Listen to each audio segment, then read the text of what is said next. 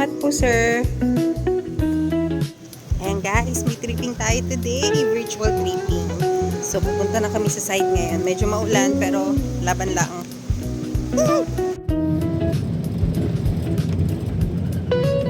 Bali, dito na tayo sa Woodcrest Tree.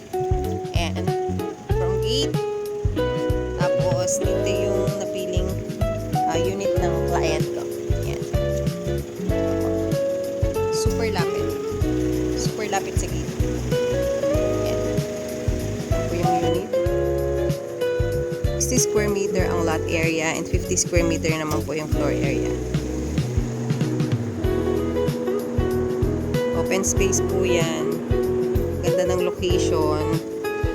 So, malapit sa gate. 15,000 to reserve lang po ito. Kaya kung interested po kayo, message nyo lang po ako. Ayan. Hi guys, kakabalik ko lang galing site tour. So, ayun, ginabi na tayo.